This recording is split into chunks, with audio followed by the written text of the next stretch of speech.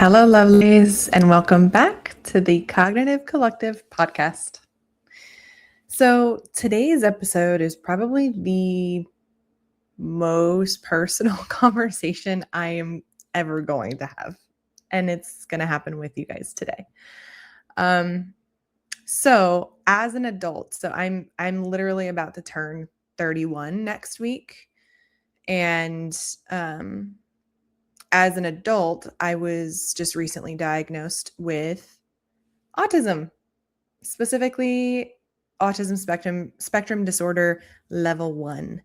And if you guys don't know what that entails, I'm actually going to read it from the DSM. So give me one moment. Okay, so I'm going to be reading literally off of the screen right now. So bear with me, guys. So there's obviously DSM-5, like autism diagnostic criteria. I'm probably not going to go into that. I am just going to kind of blanket statement what autism is, and like the definition basically. And then I'll go into level 1 autism because that is what I have. So autism or autism spectrum disorder refers to a broad range of conditions characterized by challenges with social skills, repetitive behaviors, speech and nonverbal communication.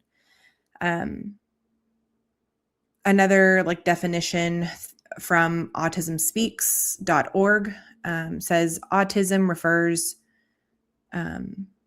to the broad range of conditions characterized by challenges with social communication skills and repetitive or restricted behaviors or thinking. So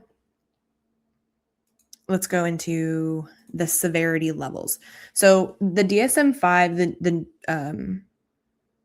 the new version. So there's two versions of the DSM-5. There's the latest version where they have done some minor changes to certain diagnoses. In the new one, I don't remember, I think it's like DSM-5 TR or something like that.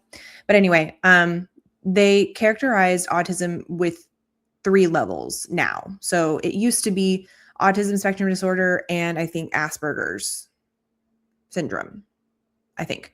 But there was 2. It was 2 different disorders. Now they've characterized it as one, like autism spectrum disorder as its whole. And then within that, there are 3 levels of autism. And they're called the severity levels. I am level 1, which means that I am still requiring support. But let me briefly go over what level 2 and level 3 are, because I think those are, the most common and the most recognized, because they are the most like outward portraying, if that makes sense. So like level 3 autism is requiring very substantial support. That's the verbiage that they use. And it's like severe deficits in verbal and nonverbal social communication skills, very limited on social interactions, minimal response to social overturns from others. And then inflexibility of behavior, extreme difficulty coping with challenge, restricted or repetitive behaviors, markedly interfering with their functioning, and then great distress, difficulty changing focus or action. Those are the kiddos that you are seeing and the individuals that you're seeing with very outwardly like external indicators of autism, if that makes sense. Level 2 is requiring substantial support. So just a little bit below that. Still have deficits in their verbal and nonverbal social communication skills. They still have social impairments. They're limited on their social interactions, reduced or abnormal responses to social overturns from others. Still inflexible with their behavior, difficulty coping with change, distress, still restricted or repetitive behaviors. They're frequent and interfere with functioning. So that takes me to level 1 autism. So level 1 autism is still requiring support. However, it's not as intense, outwardly intense, I should say. I feel like level 1 autism is very internal. Um, I want to say this really quickly before I go any further. My level 1 autism does not look like other level 1 autism. Okay? Just want to make that very, very clear because I feel like, especially with social media, there is this stigma around any diagnoses, right? But mostly with autism, ADHD, like any neurodiverse diagnoses, because it's not a one size fit all. I got diagnosed because I truly just felt over my entire lifespan I have been looked at differently. I feel different. I process things differently. I interact differently. I communicate differently. And all of these differences made my day to day really challenging internally. And I will get more into that in a little bit, but let's dissect a little bit level 1 autism. Okay, I just wanted to make that very, very clear that my autism is not going to look like somebody else's level 1 autism. Okay, it is still a spectrum. Okay, so without supports in place, there are deficits in social communication causing noticeable impairments. There is difficulty initiating social interactions. I will tell you right now, I hate small talk. And the people that are around me know that. I'm very awkward in the small talk. I'm like, okay, can we like get into some nitty gritty stuff? Can I ask you some deep dark questions? I would much rather know about, I don't know, your favorite activity or like your hopes and dreams or your desires, or I would much rather have those conversations. Anyway, atypical or unsuccessful response to social overturns of others may appear to have decreased interest in social interactions. Yeah, I have a story to tell you about Saturday. Whew.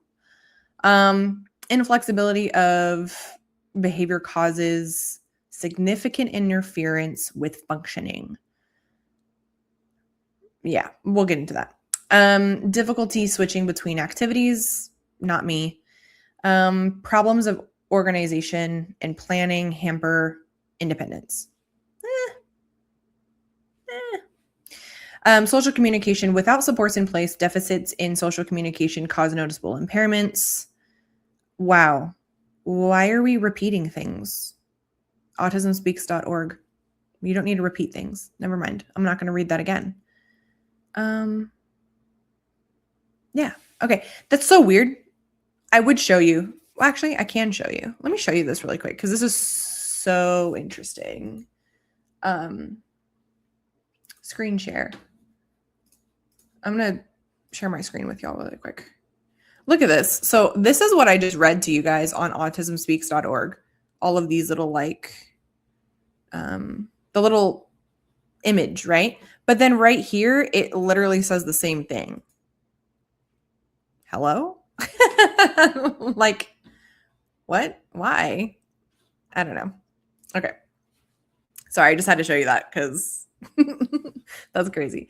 If you're listening, I'm sorry. It shows it in an image, but then it literally just reiterates what the image says in text below the image, which I find really weird. But anyway, okay. moving on. So the reason I wanted to have this conversation today is truly because my diagnosis explained so much about me. So much about my childhood and how I move along the world and my day-to-day life. But here's the thing that I wanted to really talk about today is that being level 1 doesn't mean my life is easy.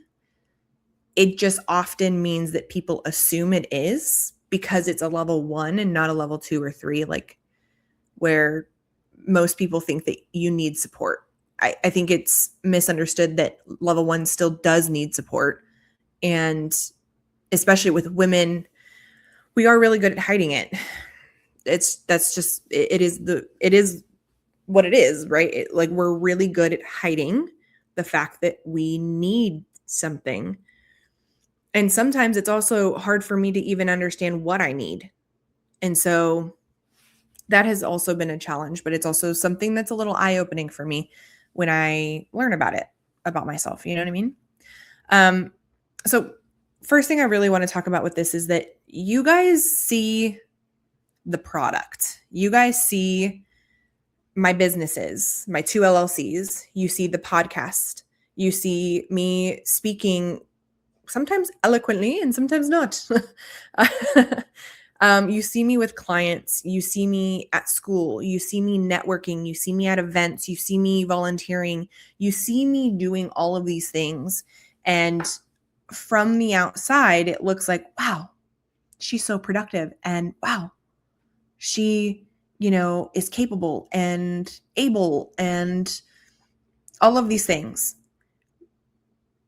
But you guys are assuming that productivity equals capacity, and it doesn't. Those aren't the same thing. My capacity, so you guys see all of those things, right? Outwardly. And then behind the scenes, I'm struggling. And I haven't said that out loud to many people, to anybody actually.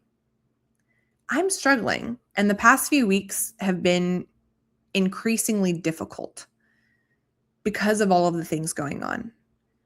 And I really just wanted to reiterate that it's okay. It's okay that there are times that we are struggling, but it's also really important to share those things.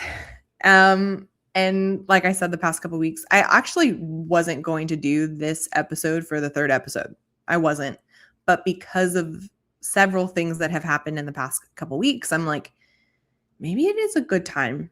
And then we had the technical difficulties where the platform that I'm using to record my podcasts deleted the 3rd episode or didn't save it properly. I don't know what happened. I really don't. But I was like, okay, well, my 3rd episode kind of just disappeared and I have to refilm. Maybe that's a sign that I have to talk about this. Yeah. So here we are and we're talking about it. These are the things that you guys don't see. These are the things that have happened in the past few weeks.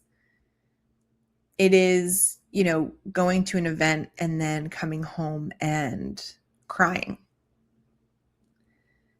It is the decision fatigue where my partner will ask me what I want for dinner and I just don't know. And I don't have the capacity to think of anything.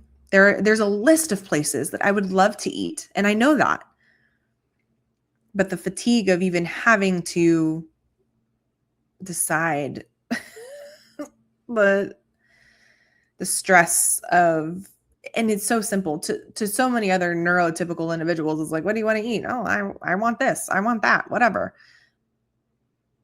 But for me, it's so much more. It's so much harder, especially because I just got done with all day conversating with individuals about their cognitive health and wellness and, whatever the event may be. Maybe it's the focus bar and I'm making people drinks and they're asking me about the additives and the functionality and, what's in the baked goods and we're having all of these conversations and I love having those conversations. But then after that all day, I don't know what I want to eat. And sometimes I am so hungry that I'm not hungry, if that makes any sense at all. Like I just explained, the sensory overload, my goodness. And I have gotten so much better at recognizing that overload and being like, this is too much for me right now. It's also explains like the autoimmune issues that I've had over the years too, right? So the health, the sensory inputs and outputs that I'm feeling health wise, like if it's 2 degrees above, my normal, I am sweating profusely, and that irritates the piss out of me. Oh my God, I'm getting off on a little bit of a tangent, but I'll get back on track, I promise.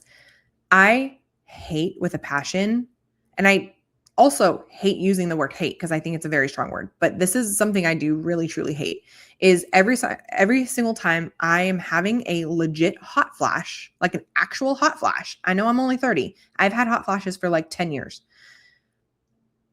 When I have one and I'm around another woman that's maybe older than me, they're like, you're too young to have a hot flash. Don't you think I know that? Don't you think I know that? Why are you telling me that? Yes, I've heard it so many times over and over and over again in the past 10 years. I get it. I know I'm not supposed to have a hot flash right now, but I do. And I honestly think it's because of the autism. No, not because of the autism. I need to stop saying that. I think it's because of the autoimmune issues that I've experienced. Anyway, I'm getting a new doctor. We'll figure it out. Anyway, let's get back on track. Oh, that's another one. Having to recover for multiple days. I truly think that I need like 2 weeks of just doing nothing, or doing not just nothing, but like doing the things that I want to do, doing the things that make me happy and fuel me and energize me. And like, I don't want to have to do things that I don't want to do when I'm already feeling low. Does that make sense? I hope that does. I'm always feeling guilty. Always feeling guilty. If I have to say no to a client, or if I have to reschedule something, or if I have to, I don't know, like say no to an event or whatever it may be, I'm always feeling guilty about it because I don't want to let people down. That is like my biggest like internal issue that I come across, is that I just don't want to let people down. My entire life has been making sure that others see the success. Because if you see the success, you don't see the issues, right? But that hurts me. Just because I'm making you feel good and like you see the success, that negates the fact that I'm feeling down and I'm feeling depressed and I'm feeling, not okay. Not okay. The meltdowns. I will say when I am having, well, especially the last few weeks. Actually, I really want to talk about this for a second. When I was younger, like maybe 17, 18, 19, I was diagnosed with a panic disorder. And I'm laughing about it now because those were not panic attacks. Now, in retrospect, looking back at those were not panic attacks. Those were autistic meltdowns. And I mean, nobody knew that. Like, also, nobody nobody thought I had autism because, again, outwardly, I was able to interact with people and be social and do the things that I needed to do and work and go to school. And I did all the things that society deemed as what you're supposed to do as a neurotypical individual. But I was able to do that because of my pattern recognition. We can talk about that. But anyway, now looking back at those were meltdowns. Those were meltdowns. And I was told that I was having a panic attack, or I was panicking about something. And now I'm like, I never was panicking. It was never panic. It was like a major release of all of the emotions that I was having to carry and like hold deep inside coming out. But now I know that they're meltdowns, and that's okay. It's okay to have them. Anyway, burnout has been, I feel like, a trigger word, to be honest, because when I worked for Child Protective Services, everybody was like, you're going to get burned out. You're going to get burned out. I don't think I ever got burnt out. Did I have vicarious trauma and secondhand trauma from all of the things that I was hearing and seeing and having to do? Yeah. I don't think it was burnout, though. Also, I'm in a group chat with a bunch of other autistic individuals all over the world. And they talk about their burnout in a way that I don't feel, which is interesting. I don't know. I just thought that was interesting. Anyway, I do thrive. I feel like everybody thrives on routine, but I really do. And that is normally my telltale if something is wrong, is if I've gotten off of a routine. So like, this is what I think happened, guys. I was doing so well. I was doing so well. And then I got injured. If you guys have seen my Instagram, you know, in May, I was injured, falling off of a motorcycle during off-roading. And that just messed up my entire routine because I couldn't work out anymore and I couldn't do the things that I was doing to be okay, like boxing, going to Jabs, which is my favorite place. I haven't been back in a while, so that's really throwing things off. I started to not eat well again, so that definitely threw things off. I do a lot better when I'm routined. And, you know, this is the thing. I'm jumping all around. I'm sorry. Some people actually compliment the things that I get done, and they're like, oh my gosh, I could never. I'm like, actually, you could. I'm not better than anybody else. You could. But that kind of brings me, I don't remember if I was going to talk about this or not. I just remembered it, so I'm going to talk about it right now. This is my superpower.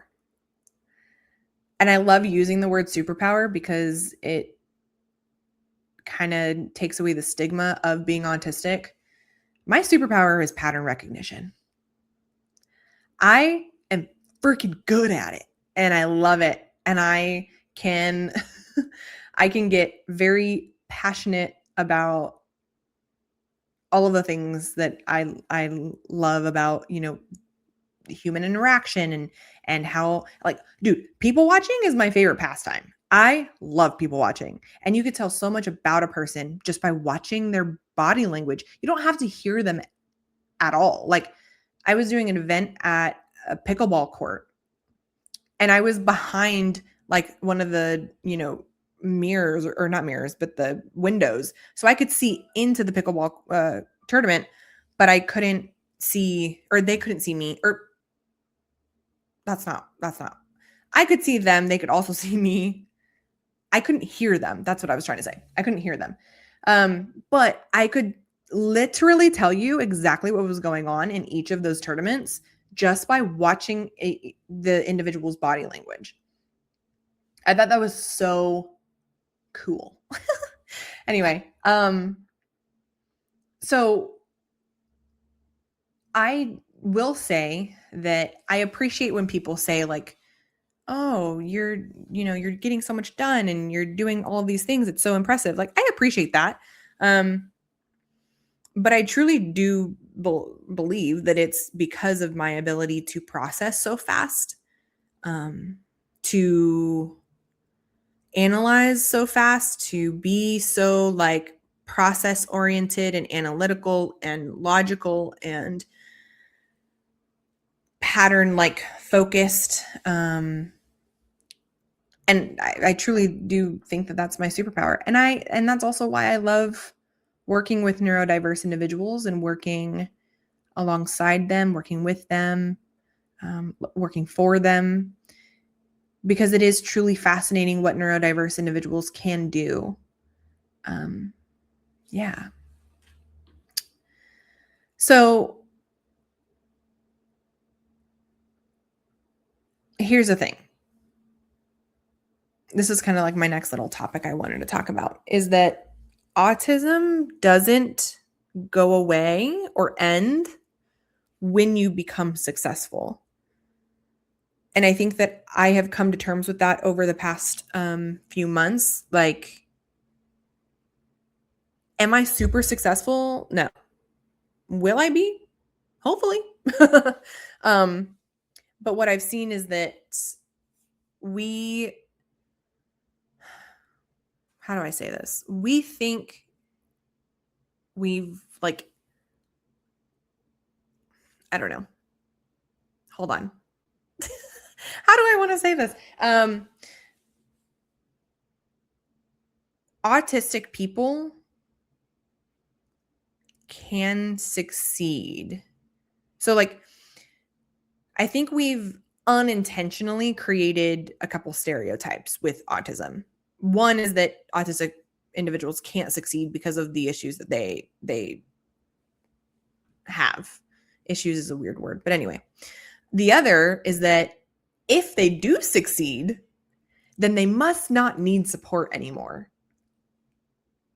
And that's further from the truth. Like, none of them are true, right? Both stereotypes are actual stereotypes and they're just not true.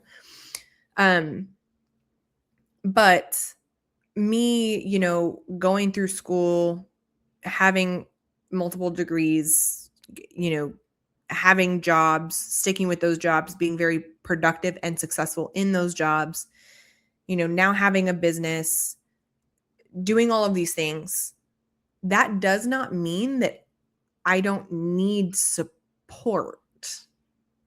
Just because I can function and I can do these things doesn't mean that I'm not still like struggling or that I don't need support.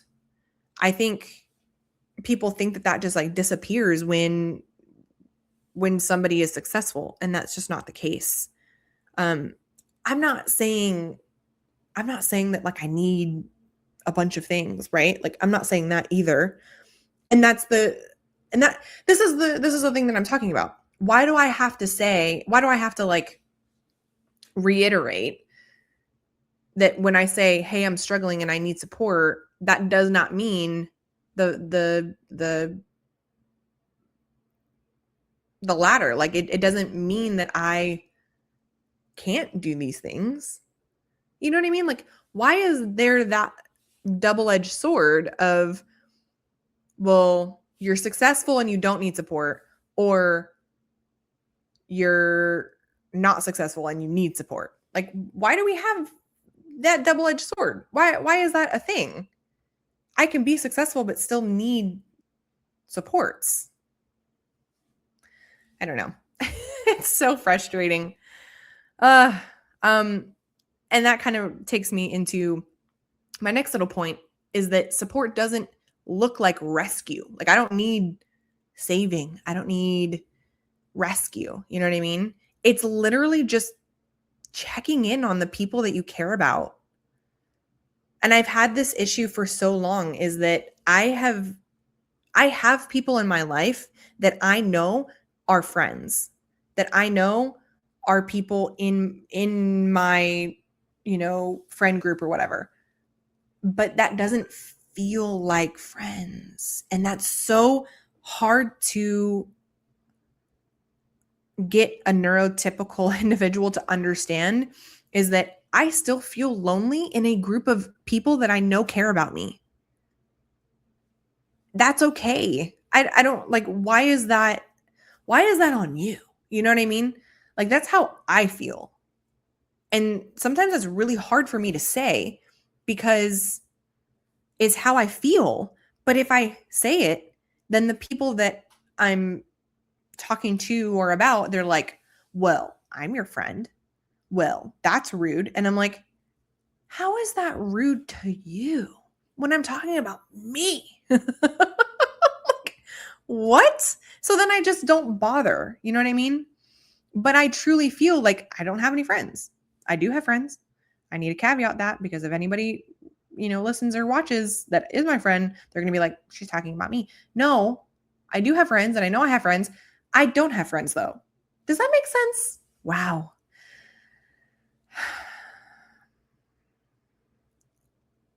Anyway, support looks like checking in.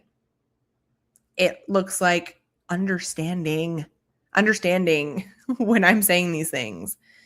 It's giving me time to process social interactions or events or things. It's not assuming. It's not saying, well, you seem fine. But it's like, how are you really doing? Really? How are you actually doing? Don't just tell me fine. Don't just tell me everything's okay. Tell me what's really going on. And I don't think I've ever been asked that, even by my counselor. I've never, ever been asked that.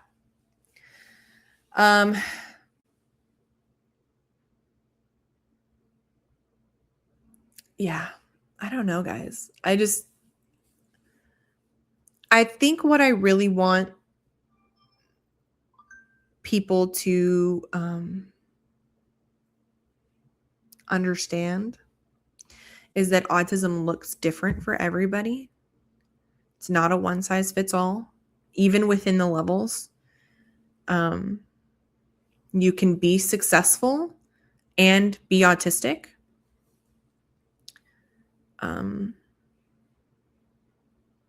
Autistic individuals have superpowers, and you just need to figure them out.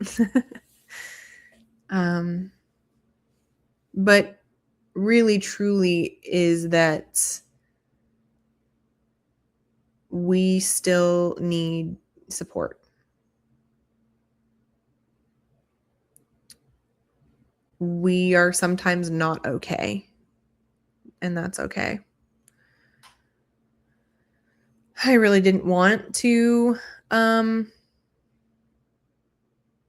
record this, because I don't want it to sound like I'm asking for people's sympathy, because I'm not. I'm really truly just asking for understanding.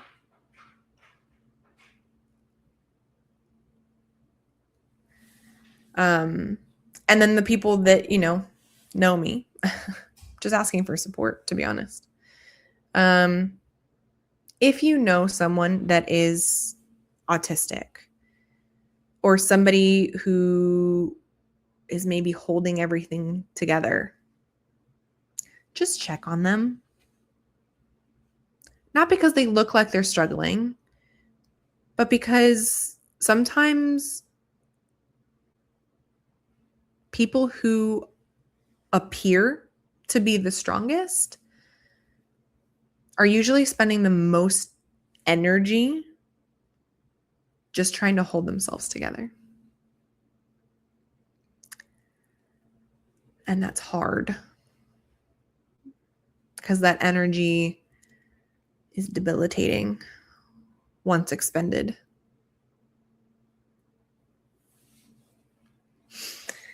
So, success doesn't erase disability. Sometimes it just hides it. And I think it's time that we talk about that more. So I will be, talking about this more, or, incorporating it into our talks more, our episodes more, because I think it needs to be talked about. If you're autistic, I'd love to know what part of your experience you wish people understood. And if you're not autistic, I hope this episode encourages you to look beyond what people can accomplish and become curious about what it may have taken for them to get there.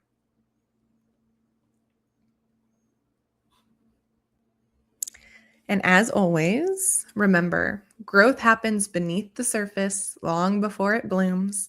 Stay curious, stay connected, and keep growing. Until next time, lovelies.